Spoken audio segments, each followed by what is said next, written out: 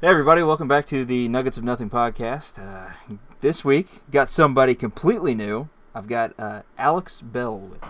Hey, how's it going? Alex, how you doing? This is all new to you, right? This is all new to me. Yeah, I watched like a couple episodes to kind of get the idea, but this is brand new, Oh, basically. man, imagine being supportive of your friends in 2020. That's crazy. I usually don't, but I figured I had to prep a little bit. Yeah, you probably should. I mean, you're obviously going to be better than JJ. Low I bar. think. Jason, on the other hand, he's a pretty good host. I mean, I think you can beat him, but you gotta bring some pretty good stuff here. Yeah, I don't know. He's a pretty good guest, He or is I a guess pretty good leader, guest. whatever you call it. Do you have some pretty good stuff that you brought to us today? I think I do. All So right, all right. continuing off of some of the stuff we went over on Can't Sit Still, which is our other podcast, as you probably mentioned before. We like to talk. No, never once, not one time have I mentioned our other podcast. Definitely not, since every other guest has been on there too. But I'm talking about birds today, Oh, that's good. specifically crows and owls. Okay. Apparently, they got beef. They don't like each other very much, is what I found out. And there was a research done in Massachusetts, in Cape Ann, which is kind of on the coast of Massachusetts there.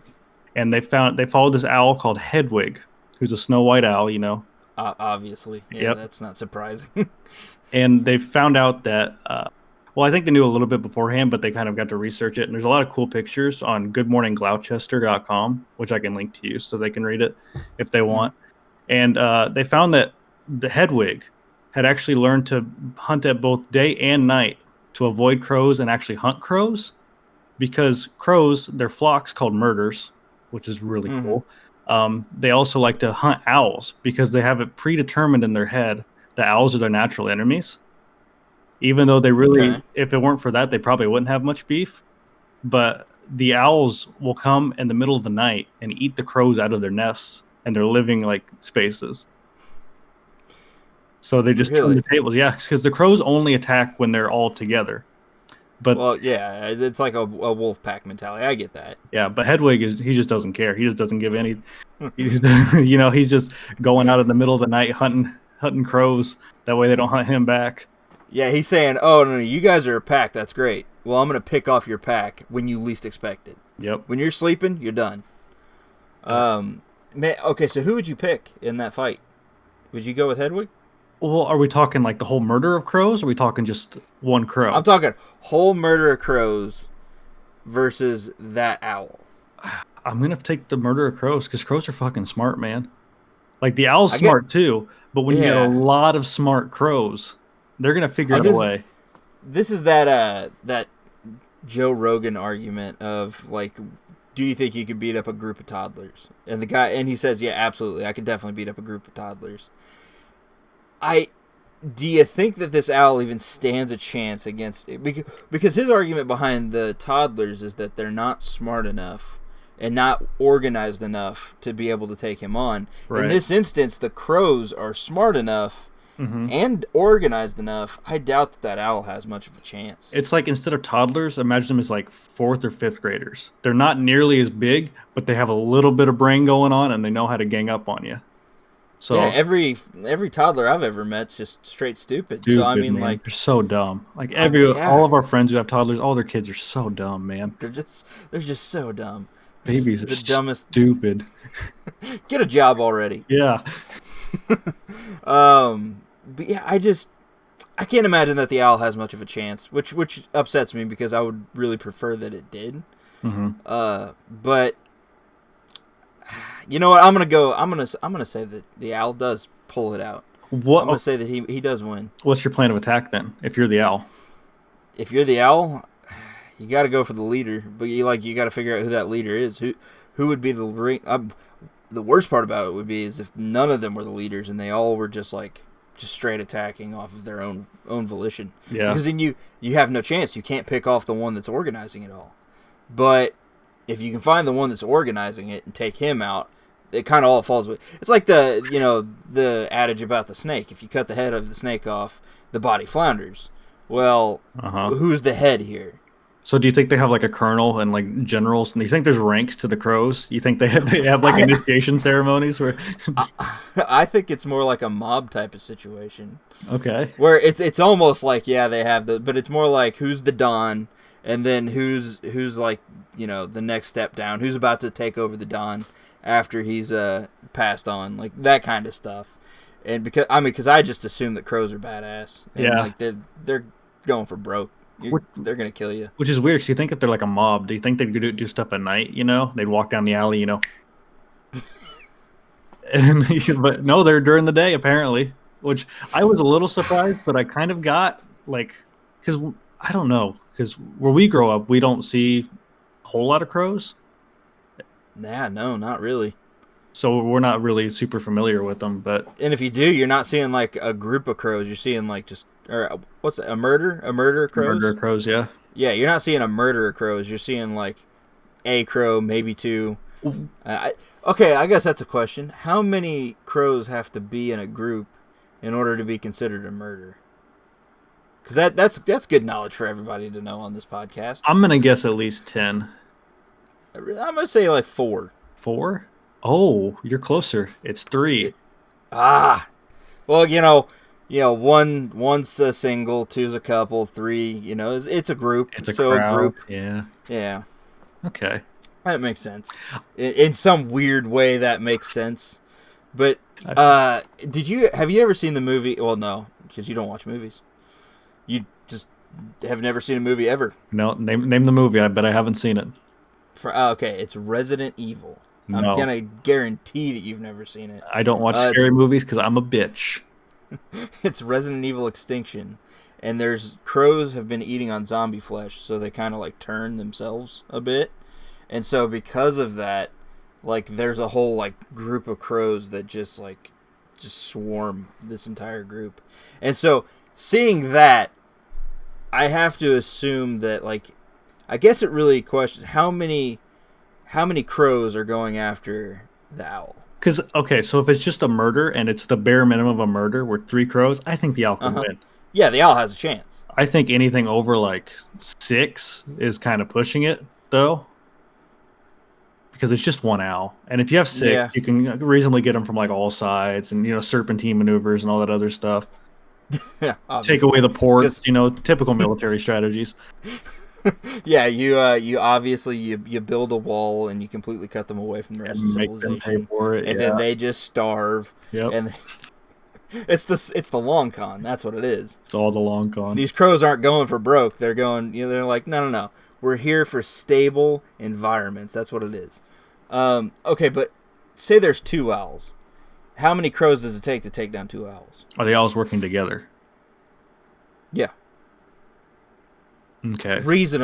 They're reasonably working together. So if it's if it comes down to it, they're saving their own skin. Mm-hmm. But they're like, oh well, I'm gonna help this owl because I can, because there's only 1 crow. But how many crows does it get to be? You completely break that organization, and both of those owls are dead. Is the owl horny? Is one of the owls horny? I would assume so. I just assume all owls are horny. I'm gonna say at least a good 25 then. A good 20. Yeah. Oh, man. Okay, what if they weren't horny? 18. 17, 18. I would really like to... could you show me your math to back up what it is that you're bringing to the table here? The horny owl really wants to get laid and is going to do everything in his power to get laid. Whereas if the owl just got laid maybe yesterday, he's like, I can die happy at this point. So he'll put up a fight for a while, but he's not going to do another 6 crows worth. Yeah, no. That makes a resemblance of sense, I suppose. But that's what I do. Yeah. You just get it close enough for it to seem like it makes sense, and that's just good enough. Yep. I mean that's pretty much all what I do, so it's all right. Yeah, I guess I can see that. I could see 25 and 18. Because I mean, if you got a male and a female owl, I mean, if they're both dudes, they'll probably end up fighting with each other, and it only makes things worse, right? Yeah, I wonder if. Because, in some species, the females are more aggressive. I wonder if our owl, male or female, is more aggressive. What happens when you bring well, I guess what's an owl bird? A fledgling? It's a fledgling. Don't ask me how I remember any of these terms. I honestly have no clue. But what happens if you bring fledglings into the mix? Wait, so the fledglings like the little babies? Yeah. Yeah, Oh, what then, like around a mom, and the mom's oh, just like, "Oh, I'm going straight ham on she's getting at these least crows." 30 before she dies on her own, you know. I would, yeah, that motherly strength. That's what it is. So there's a lot of variables here that we come up with. There's so many variables to the basic premise, though. We're saying that three crows couldn't take down one owl, Probably but not. we are saying that 10 crows could take down one owl. Yeah, Yeah, I think we can agree. I'm gonna say 7. I think seven's the number there. Because 7. you could just start attacking at every angle, honestly, and I don't think the owl has enough No, to be able to stop that. And crows kind of seem vicious not unless whenever they the owl get. picks up like a shiv or something from a nearby town. You know, Obviously, start shanking yeah.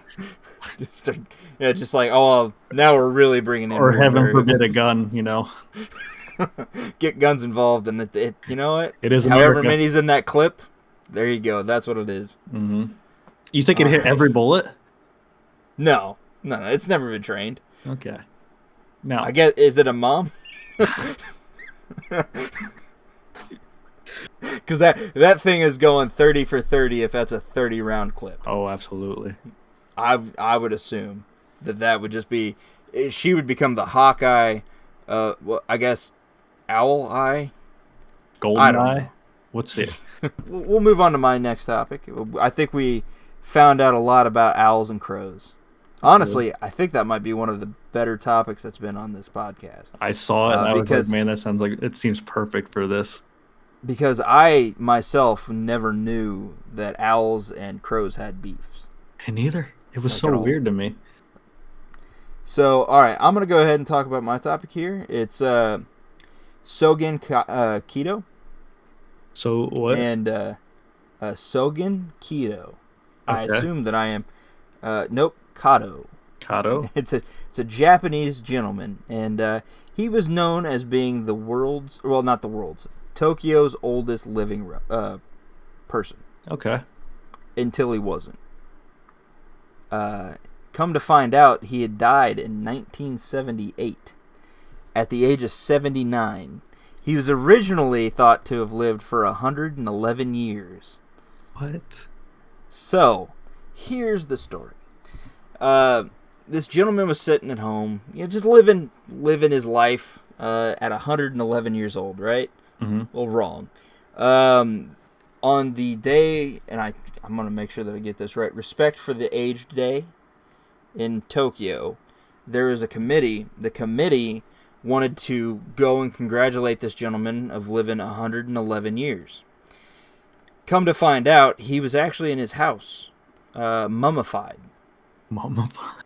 Yeah, mummified. And the reason that they never knew about this was because he was just a type of person that they believed to just stay at home. Why was that the case? Because the kids never reported the death. Why do you think that they never reported the death? Maybe they just didn't want to come to terms with it. I don't know. They had him mummified. What? They didn't have him mummified. It was kind of a natural mummification. Oh, that's worse.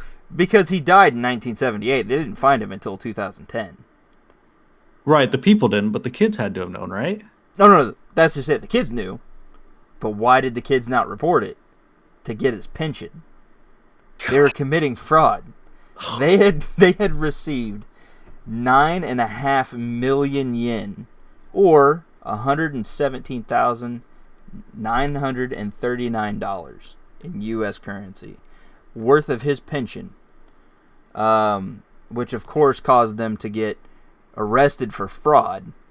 But originally, the officials didn't think that the kids just didn't report it. They thought that maybe he was, and I'm going to butcher the hell out of this religion, and I feel terrible about it. I want everyone to know that.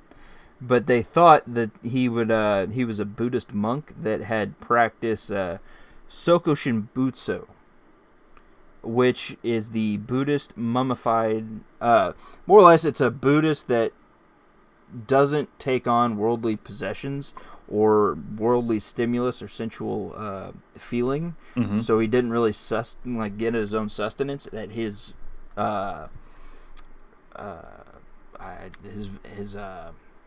more of a spiritual sustenance rather than a physical sustenance. Yeah. And because of that, a lot of times what happens is that people get mummified alive. And then as they get mummified alive, they obviously slowly die. So they thought that maybe that was what this gentleman was. This is just, one of these Buddhists. Well, come to find out, and I'm not sure how it is that they found out, the children, I think they went back and they were finding that pension checks were still being cashed. Probably, yeah. And I think that's actually one of their biggest arguments in this whole thing, is that they were like, oh, well, he did practice this. And because he did practice this, he technically was still alive. So we were just cashing his checks for him. And just so happened to use his money for him. And just this whole long thing. But long story short of this is that this guy actually died at the age of 78 and did not live to 111. I can only imagine that this place that this man is living is the smelliest place on earth. I don't know how you could live there. I don't know how you would ever go around there. I can't even imagine. Well, after 40 years, most of the smell's got to be gone. You think they probably just spray it with Febreze if they go in there? I don't know. Maybe they just fully avoid it. I guess if I'm the kids, I just lock that place up and just never go in, ever. But if I'm the kid, I more or less go to these officials and I go, no, I'm not going to let you see my dad. He's very private. He doesn't want to see anybody. He's lived 111 years. We're not interested in you coming in. No, thank you. How much longer? Thank you, but no, thank you. Do you think they could have kept up the act, though, if they even would have done that? Because, once someone gets to 110 or so, they're going to die sooner or later, Maybe. He could have been the world's longest living man. We don't know. I mean, 111, if that were true. I feel like Buddhist monks probably don't have the greatest, life expectancies? Yeah, just because they're, way of living where they're very... Well, actually, I don't know. They may, because they don't... It's a toss-up to me, because every time that I've ever seen a movie with, a Buddhist monk, there's, this really old, head monk. Or maybe he just looks really old. Who knows? Maybe they're depicting it all sorts of wrong. That's really no clue. I mean, I guess you would have to find out the average age of the oldest living monk, and then try to figure that. But even then, I'm sure getting that information's probably pretty hard, because I bet they keep that fairly secret. Yeah, they probably don't share that information all too often. So I mean, it would be really hard to tell. I have no clue. I'm gonna guess the average age of a monk would be, I'm gonna say probably 70 to 80. Okay, I can't find probably late 70s. I can't find an actual age. Apparently, JapanToday.com, which I don't know how real this is, but it says 70. They have the longest living lifespan, as far as from my sociology classes. I believe they have the oldest lifespan, and that was a major issue. So what is it? This place has 75 plus 4.2, so 79 to 80 years on average. That's not all that surprising. Which is good. They kind of eat better than most people, unless they're not eating at all and trying to practice becoming a living mummy. I get. How does that? That's the most crazy part of the story. Yeah. How do you become a living mummy? Well, you could do a whole episode on that. Let alone all this other stuff added on. I kind of think that on the next episode, I might try to go into that further, because honestly, that really blew my mind on how a person can become a living. And in reality, you're dying slowly. That's the truth. Is that you are becoming a living mummy, but only for a short amount of time, because you eventually die. You can't mummify yourself and live. I can't imagine that you could probably come to the brink of it and then maybe just try to sustain that level. But you can't go fully into mummification and still live. It would blow my mind if that were the case. don't. I'm at a loss for words here. Like, it's just so crazy to me. Like that. Yeah, I'm not sure how that's the case, but it is, and that it really threw me off. Is it like being in a cocoon? Do you think they're going to come out as a butterfly in like another 100 years? Spiritually, probably. That's what their thought process is, I'm sure. Maybe, yeah. But yeah, I honestly, that it really threw me off whenever I saw it, and so I was like, you know what, that might be a good topic for next week. And hey, that gives you incentive to actually listen. It does. Oh, so okay. So here's my question: if you were that guy, and your kids were like, "Hey, we're gonna let you die, but we're gonna keep cashing your checks because we want to live maybe better. Maybe they can't get a job for some reason." Are you okay with that? Or are you like, no, fuck you, pull yourself up by your bootstraps, get yourself a job, the typical. No, I'm saying, why are you letting me die?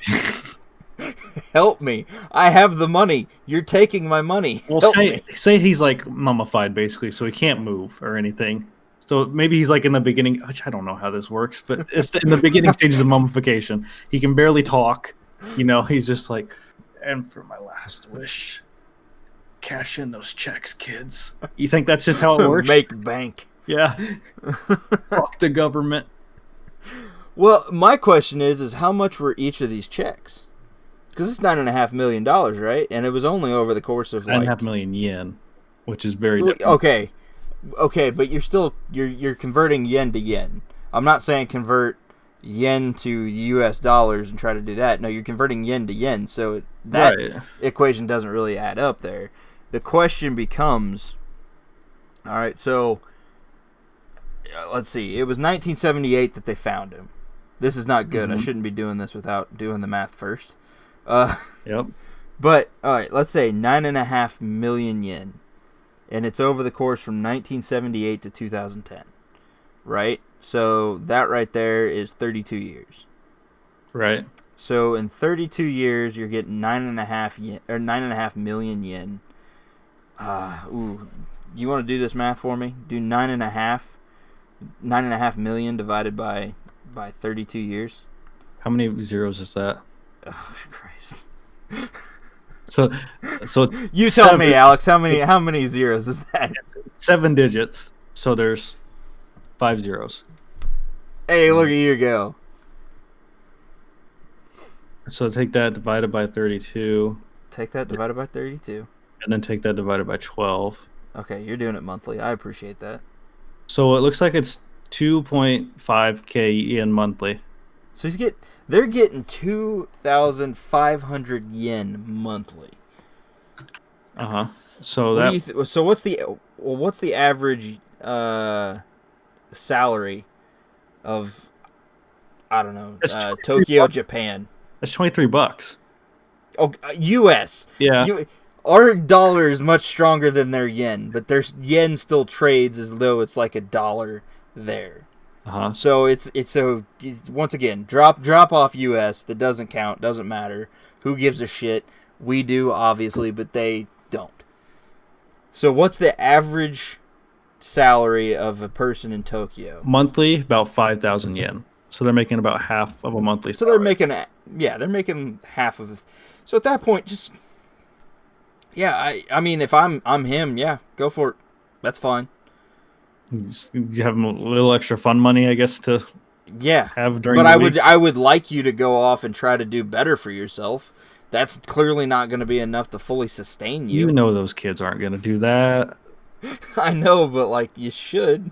38 years. They held it out for 38 years. I could see maybe for 5 you want a little extra money in the bank or something like that, but 38. No, I could see them doing anything with their life. I think you see them doing it all the way to the very end, as far as they can get it to go. I think they'd still be doing it today had they not been caught. Maybe it's when they die, and then all 2 or 3 checks go to their kids, and it's just an endless cycle, You're doing an awful lot of hiding here to make this work, but I get it. Eventually, they just become the Japanese government because the government's so in debt to their family. They just install a monarchy. I mean, back to square one. Okay, let's say you get 2,500 500 yen for every person dead. Let's say there's 3 kids. And then you're also getting grandpas. So, I mean, right there, you're getting 10,000 yen? Yeah, roughly. I mean, that's good on you. It's a lot of yen. You're well above the average, right? So you're good. You're double the average. That might put you into that 1%. So realistically, I said 9.5 was about. I guess that makes sense because for here it has a full-time salary for like in Tokyo is like 50,000 a year US or 5.5 million yen. Mm-hmm. So I mean, realistically, they've made about 2 years worth of salary. Yeah, they're not leaving there and coming here, but I think they'd be in a pretty good position. But how long can you make that go before you finally get caught? I mean, they were already caught here, but if they would have just said, I was gonna say, if they would have just told the officials, I'd prefer you not go see Grandpa. Grandpa's he's been sick lately, and we really don't want this. This might be the end for him. I mean, oh my God, could you imagine if that was the way they got out of it? What if they were like, yeah, man, you really shouldn't see Grandpa. He's kind of been sick lately. I think this might be the end. And then all of a sudden they go in and they were like, oh, God, he is dead. That's crazy. And then they were like, up until then, he was still alive and cashing those checks. It's crazy. That would have been the smart thing to do, but that would have been the way to go about it. They didn't seem to take the smart way out. I wonder if you could do that here. Government, if you're listening, let me know if that would work. I'm gonna call my grandpa real quick. Grandpa, I need some. I need you to confirm a thing for me. Have you heard of self-mummification, Grandpa? I need you to just stay there and just pass on, just peacefully pass on. Just keep doing your thing. I'm gonna keep checking your, cashing your checks. You good with that? Do you think your grandpa would be good with that? God, do you think? No, yeah, I feel like my grandpa would not be able to stay in the house long enough to keep up the ruse that he was just, because he had carpal tunnel surgery like 2 years ago, and oh my God, he drove my grandmother crazy because he was stirring around the house so much and he couldn't do anything else. And she was just like, he's got to get healthy because he needs to get out of the house. He's got to go find something to do, so I don't have to deal with him all day. I feel like if I called my grandma and told her that, she'd just be like, absolutely no way, you need to go deal with it on your own. Yep. This money needs to go back to the government who's misusing it. So, and also, if you think about it, he doesn't have to stay in the house all the time, just close towards when he feels like he's going to pass. I guess, but... if he feels like he's about to pass, that's whenever he's just like, all right, this is where I stay in. For the next month and a half, I'll just stay in. It'll be fine. Yeah, but then when that becomes a year and other people come to check in on him and you're just like, hey, he doesn't want to see anybody, He's worried to catch COVID. Really, you just need to tell your grandpa, don't pass away in public. Don't let people see you doing it. I don't know how it works because for them, they have the perfect scenario. Buddhist monk, kind of a hermit, doesn't need to come outside much, It's literally the dream scenario for those kids. For like us, there's no way in hell, I mean, like I said, it more or less dying now has to become the same as public masturbation. Just don't get caught. Just don't get caught dying. All right? It's the same. I mean, tit for tat, you just don't get caught dying. And... Death is the same as public masturbation. I gotta write that down.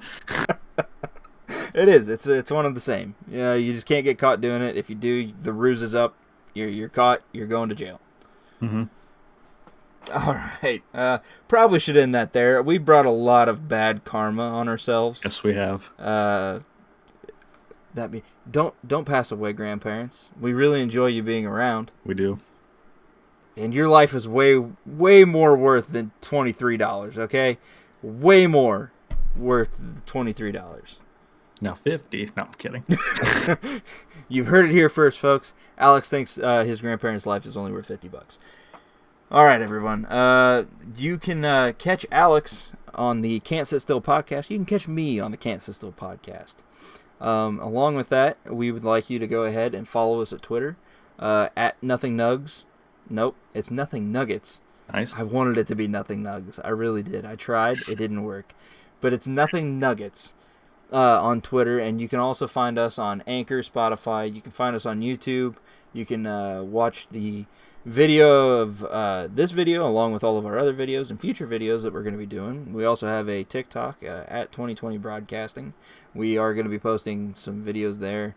We've said that so many times, but we actually do have some interesting stuff that's going to be coming out here pretty shortly. Along with that, we would really like if you would rate and review us, if you would. Alex, anything that you would like to throw out there? No, I don't have anything to plug at the moment. So nothing to plug at the... You should definitely watch us if we stream with our buddy Caius on at Hipster Caius on twitch.tv. We play a lot of interesting games and do a lot of interesting things on there. So it's a lot of this, but it's also a lot of yelling at each other for not doing what you were supposed to do. It's just a lot of yelling in general. We yell at each other a lot. Really, it's a lot of yelling at me, which kind of hurts. But I get it. So if you watch the other podcasts, you understand. Absolutely. Thank you everybody for listening, and hope to see you back again.